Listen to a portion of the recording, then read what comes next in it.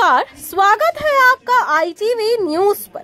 WICCI arts ने Saturday club के साथ मिलकर 7 अगस्त 2025 को एक जबरदस्त फैशन वॉक के साथ राष्ट्रीय हथकरघा दिवस मनाया।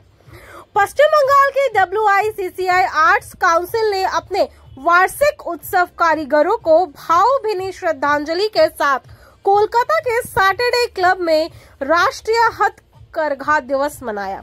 WICCI आर्ट्स का यह वार्षिक आयोजन भारत के हथकरघा क्षेत्र के शिल्प कौशल को श्रद्धांजलि देने और देश की समृद्ध बुनाई परंपराओं को संरक्षित और बढ़ावा देने के उद्देश्य से किया गया है।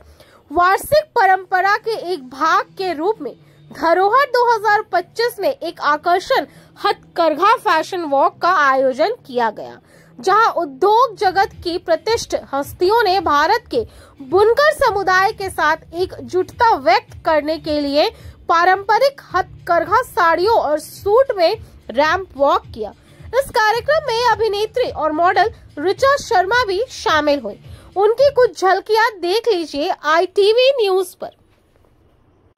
We proudly present the weaves of India. It is Kashmir, it's Bengal, it's Tamil Nadu, but how we carry it is not only the weave, it's the pride which is shown in the walks of life, the words we tell. This is today, it was the 7th of August when the Swadeshi movement started. And so অনুষ্ঠান handloom sari তার একটা exhibition বা আজকে একটা ramp show হচ্ছে, কি বলবেন? Definitely আমি যারা এর পিছনে আছে, যারা ভিউয়ার্স আর আর্টিসানসটা আছে, সেটার জন্য আমি বলবো অনেক অনেক ধন্যবাদ। আর ওকে আমি হ্যাটস অফটা করি, কেন ওকে ক্ল্যাপিং চাই না, ও শুধু পিছনের দিকে কাজ করে আর আমাকে অত খুবসুরত অত সুন্দর দেখাতে পারে। আর শাড়িতে আজকে আমি যেটা পরে আছি সেটা জামদানি কাজ আর অত সুন্দর মজলিন কাপড়ের উপর। আর আমি যে ব্র্যান্ডটা পরে আছি সেটা আমালতাস আর কালারজো, সেটা শুধু হ্যান্ডলুম শাড়ির উপর কাজ করে, হ্যান্ডলুম কাজের উপর কাজ করে। আজকে ন্যাশনাল হ্যান্ডলুম ডে আছে, আমার মনে হচ্ছে আমাকে এভরিডে সেলিব্রেট করার দরকার, কেন আমার সংস্কার, আমার আপব্রিঙ্গিং সেটা আমি ভুলিনি। আমি মডার্ন হতে পারি, লেকিন আমার ভিতরে আজকেও হিন্দুস্তান আছে। সো জয় হিন্দ অ্যান্ড জয় জয় জিন্দাবাদ। Thank you. আজকে হ্যান্ডলুম দিতে তো বলতে পারি যে ওদের মধ্যে প্রচুর প্রতিভা আছে, আর ওরা খুব সুন্দর হাতের কাজ করে। তাই ওরা যে হ্যান্ডলুমগুলো বানায়, ওরা যে কাজগুলো করে হাতের কাজগুলো, সেগুলো যদি প্রমোট করা হয় তাহলে অবশ্যই ওদের অনেকটা সুবিধা হবে। তার কারণ ওরা যেগুলো আমাদের এই কাউন্টারে বিক্রি হচ্ছে তার সেইটাই ওদের কাছে বেজে পেতে যায়, তো সেটা কিন্তু সরাসরি ওদের পরিবারকেই আমরা হেল্প করছি। এটা কি আলিপুর ছাড়া অন্যান্য জেলে করা সম্ভব? এবং ঝাড়খণ্ডের একটি সংস্থা যারা এটা তৈরি করে দেখালো, আমাদের কলকাতার বা আমাদের ওয়েস্ট বেঙ্গলের কোনো সংস্থা কি এটা পারে না? আমাদের অনেক সংস্থাই অনেক জেলেতে কাজ করছে, আর শুধু ঝাড়খণ্ড না, আমাদের পশ্চিমবাংলার জেলেতেই মনে হয় সব থেকে ভালো ডেভেলপমেন্ট আর ওয়েলফেয়ার কাজ হচ্ছে ইনমেটসদের জন্য। তো আমি এটাই বলতে চাই যে আসলে যেটা হচ্ছে, যেটা মানুষের জানতে পারে না, এর প্রচার নেই। কিন্তু এখানেই আমি বলছি, আগামীকাল কিন্তু শোভাবাজার রাজবাড়ির ওখানকার যে বৌমা আছে সুস্মিতা, ওই কিন্তু আমাদের ইনমেটসের, আলিপুরের ইনমেটসদের প্রোডাক্টসগুলো নিজের এক্সিবিশনেতে রাখছে, এবং ও কিন্তু এটা খুব সুন্দর করে প্রমোট করেছে। এবং এটা কিন্তু চাইলে সবাই পারে, আর আমি তো ওদের ভালোর জন্যই করি, ওদের সাথেই আছি, ওদের জন্যই কাজ করি। Thank you. আজকে 7th আগস্ট হ্যান্ডলুম ডে, এবং সেই হিসাবে আজকে এত সুন্দর একটা অনুষ্ঠান, কি জানাবেন আমাদের দর্শকদের?